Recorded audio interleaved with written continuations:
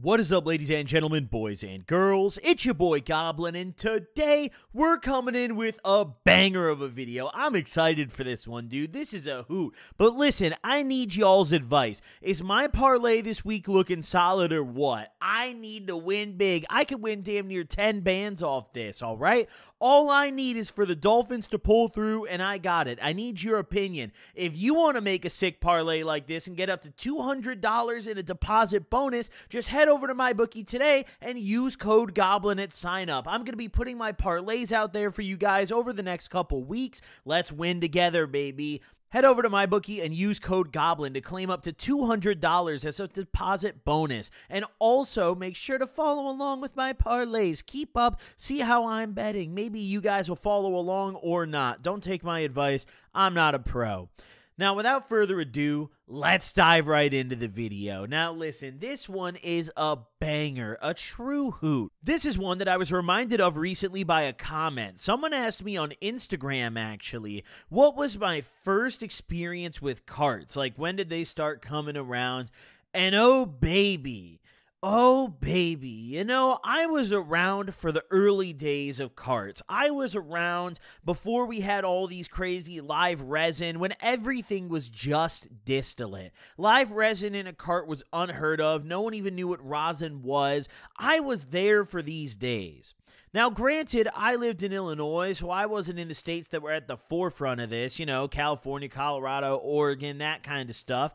So we got them a little later. And the carts that our state got, especially during this time period, all the way back in like 2015, I'm pretty sure it was, it was a little brutal. It was a little bit of a struggle, to say the least. But this particular incident took place in the early days of my smoking. I mean, like I said, this was 2015 that this took place, right? My young days. I was only 16 at this point, so I'd been smoking for probably around a year at this point, give or take. And you know, carts had just come around. At the time, I was linking up with my buddy named Cody, who I'm sure a lot of you guys watching my videos are familiar with, and his brother was the first person that had introduced carts to my friends and I. He was the first person that I remember having them, so shout out to him for having the Brass Knuckles carts, the first carts I ever remember.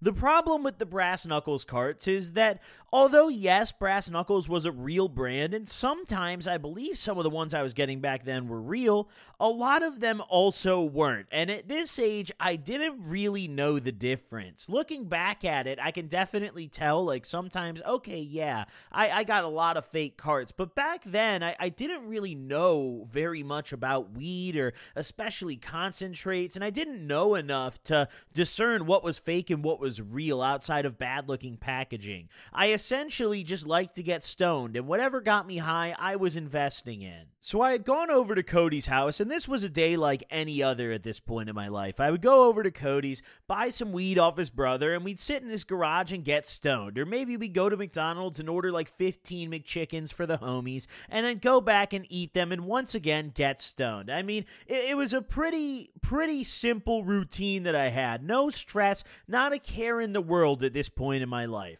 Now, I go over to Cody's on this particular day, and at this point, the Brass Knuckles carts had kind of been around for a little bit, at least a couple months. Now, Cody's brother had a plug who we're just going to call Fudge. This guy was, oh man, listen. He was a real trapper. Like a lot of these dudes that I knew, you know, they just kind of sold some drugs and made a little bit of money. You know, maybe they'd have a couple bands. But this guy was a real trapper. Like this guy would cross state lines to re-up, and like he would show up with boxes of shit out of nowhere. Like this dude was really about it. So when he would come through with a box full of the Brass Knuckles carts, I usually trusted that they were at least pretty decent, you know? I mean, he would go out to Oregon a lot and just buy a bunch of shit and bring it back and tax on it. So this was one of those things where as soon as Cody's brother mentioned that he had the carts, I was like, damn, they're probably from Fudge. Like, this is going to be great.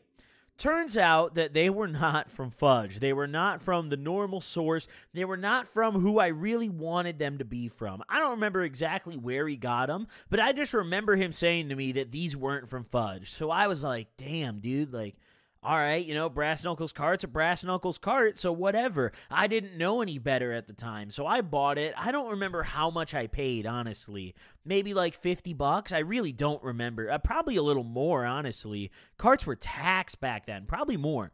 Probably like 60. Either way, just got jugged for the Brass Knuckles hoopla. So I grab my cart and I think nothing more of it. I'm excited. I'm like, yo, let's go. This is it. And these were back in the days where, like, your average store didn't even have 510 threaded batteries in my area. So you had to put them on your vapes. Like, you had to put them on your box mods. So we were buying these carts and just putting them on our box mods and running them at like 3 watts because you couldn't just go to the vape store and get a battery for these things. It wasn't really common yet. There was a couple shops that had them, but those were the shops that were like IDing and stuff. Your average shitty smoke shop did not have cart batteries at this point. So this was real primitive. But either way, I grabbed my Brass Knuckles cart and I just remember immediately as soon as I opened it, this cart stood out to me, and I will always remember it as probably the most uranium, like almost radioactive looking cart that I've ever had in my life. I've had a lot of foo-foo carts. I've had a lot of carts that look bad. Some look too dark. Some you can tell just oxidized. Some look like they're glowing. But this one in particular, it looked like a uranium, like a nuclear reactor. This is what I imagine the reactor in Chernobyl would have looked like the day of the explosion. This thing was absolutely absurd, all right? It was like just this shade of yellow where it was so yellow it was almost like a weird green. It was pretty vile, and I will just never forget the look of this thing because back then I thought it was cool. I thought that the brightness and the glowing meant that it was good concentrate. It was good oil. I was sitting there like, yo, this looks fire. Like, I can't believe it. I was so excited when I busted open the box and I actually got a closer look at it. I was in absolute disbelief. In reality, God only knows what was in this cart. I could not tell you, dude. This could have been like Shrek Nut. This could have been just some swamp mud, some gutter water. Maybe they went to Skid Row and like scooped up a bottle of the tweaker water and just put it in a cart. There is no telling what this could have been. And this was also before they started putting all the fake artificial terps into all of the fake carts. These were just straight boo-boo disty. They didn't mask the flavor. They didn't try to hide what it was because they knew that it was still gonna sell. Back in these days, concentrate was concentrate, and our high school selves were taking anything we could get our hands on. So I bust this thing out of the box, and I throw it on my box mod, and I run this thing on like 2 or 3 watts. And I take my first rip, and it doesn't really hit at first. I remember I almost thought I got fucked. I was like, yo, like, this thing's kind of not ripping. So then I went in the second time, and I guess it was just clogged or something, because I remember that second hit, this thing, oh my God, dude. I don't know if it was the oil, like, I don't know if it was the consistency of it or what. I don't think it was the temperature because I'm pretty sure I ran it at like a normal temp. At this point, I'd had these Brass Knuckles before. I kind of knew what I was doing with them. So I don't think it was a temperature issue, but this thing hit harder than any other cart I'd ever hit in my life. This thing was ripping like a box mod. I mean, still to this day, I'm pretty sure this foo-foo neon fucking cancer cart still holds the record for the hardest ripping cart that I've ever hit. And that's not a good accolade. I'm not talking it ripped hard like, oh wow, what a good rip, like I'm so stoned. No. This was purified cancer. You see, I inhaled this and immediately you get that metal taste, that hot metal taste, because that's how all the old carts were. But combined with that hot metal taste is some of the worst, most impure distillate I've ever tasted in my life. I don't know exactly how to describe this flavor beyond the fact that it tasted like there was just something wrong. It tasted almost like how butane smells. It tasted like such a pungent, just chemically, like somewhat gassy. It was just awful. But I hit this thing And oh my God, I wasn't ready. I couldn't even finish exhaling before my eyes were already watering. You know when sometimes you exhale and it goes out your nose and it just tingles the wrong way? That hit me almost immediately. It felt like this shit was coming out of my ears, my ass, my nuts, every crevice on my body, every hole I had. I think the smoke was coming out of after hitting this thing. Oh my God. I had been gassed out. I had actually been gassed out, okay? So I'm sitting there coughing a fucking lung up, and this is not a pleasant, I'm not feeling stoned at this point, really. I'm feeling pain. I'm feeling struggle. I'm feeling poverty. I'm starting to feel more empathy than I've ever felt before for my fellow man, because I'm down bad at this point, and I'm sitting there like, wow, I don't ever want to do this again, I would put up with some pretty bad shit at this point. I was 16, bro. I still hadn't smoked crack yet, but I would have at this point, I know for a fact, if the next thing that was busted out was like, oh, try the crack cart, my boy were in that shit, I know I would have ripped it. So I was just, even my 16-year-old self could not tolerate this cart. I hit this shit, I'm coughing a lung up, and I finally settled down after 4 or 5 minutes. I remember Cody went and grabbed me a water, which was very kind of him, and I was chilling after 4 or 5 minutes, and I'm sitting there, and I asked Cody's brother, I'm like, yo, dude, what the fuck is that? What is that? And he's like, it's that OG. I remember it was some OG, King Louis OG, or some OG strain. I don't know. Listen, hey, OGs were in. OGs were cool. I'll tell you that much. So it was some sort of OG. I remember that much. I was like, holy shit, dude.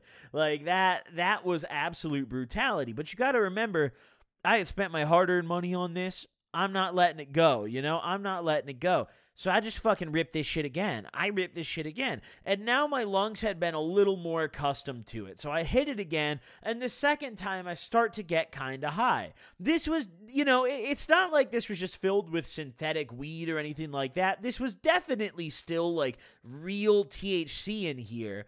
It was just god-awful quality. It was just absolutely horrible, and I don't know what they mixed it with. Somewhere in this cart there was THC content, because I got stoned, but I don't know what other content they had, dude. Vitamin E, vitamin A, vitamin Q, vitamin D, dick and ball fluid. I have absolutely no idea. A little gooch juice in there. I mean, who knows how they achieved this neon Shrek-like color of the cart. So I hit this thing again, I rip it a couple more times, and I'm chilling, and this was all my smoke I had for the evening. Back in these days, buying a cart was still a huge deal. The cart was all I needed. We didn't need to smoke the blunts. We didn't need the dabs. No, sir. We have a cart, and we're ripping this until our lungs collapse. And oh, let me tell you, we sure did rip it till our lungs collapsed, dude. I remember I smoked probably halfway through this cart that night, and this is back when the carts were big. I'm pretty sure these were 1 grammers, if I remember correctly. I think all the brass knuckles were, but man, this thing was absolute brutality, and this was one of my first experiences with a fake cart as well. Prior to this, I'm pretty sure the ones I'm getting were real. I mean, I could be wrong, but I'm pretty confident the ones I'm getting were real up until this one. This one was a tough sell. This one was a brutality. This one was, hey. Listen, ladies and gentlemen, all I'm going to say is this.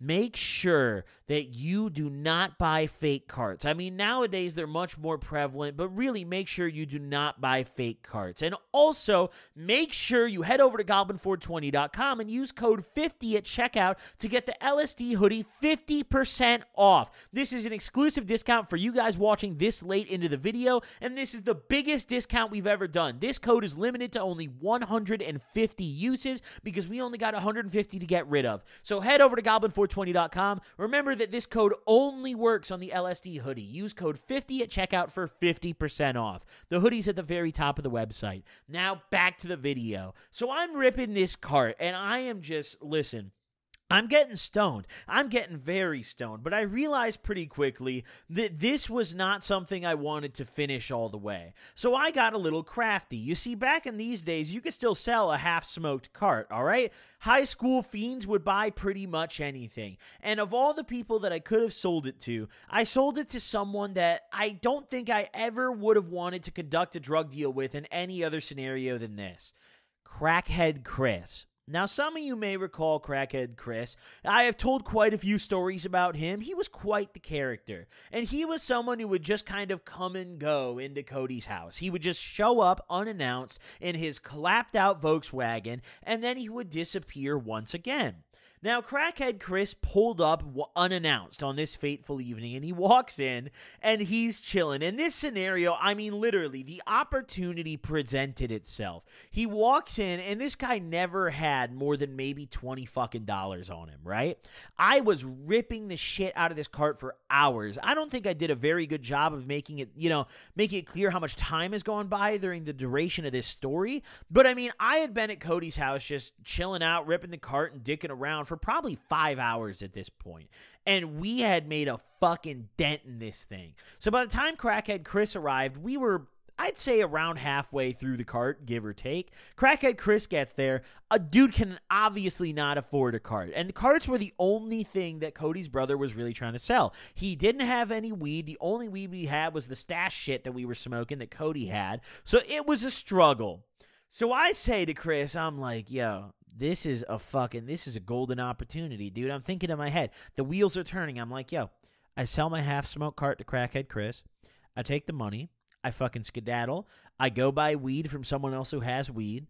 And then I come back, and then we smoke weed. And by the time I come back, Crackhead Chris will be gone, so he can't hit my blunt. I don't want his crack lips on my blunt.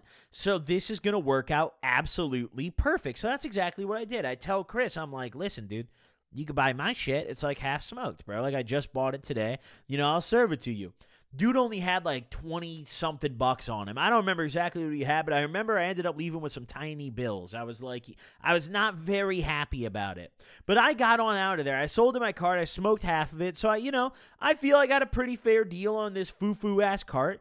I got the fuck up out of there. Now, I had to do a little bit of hard working to get my hands on some weed, because at this point it was a little late in the night. It was a weeknight, so people weren't really out and about. It was a little more difficult to get the weed. All my homies who were plugs in school had curfews and shit. They still live with mom, and they loved their mothers. So they went home, and no selling drugs out of mama's house, at least while she's home. So I had to get a little crafty. I'm hitting up everybody I can find. Absolutely fucking everybody. I'm trying to bang anyone's line any which way. And eventually I hit up my boy, who we're going to call Paul. Paul's someone who's definitely been in some of my past videos. You guys have probably, I don't know if I've slipped up on his real name before. I think I have, though. So either way, dude's name starts with a P. We're going to leave it at that.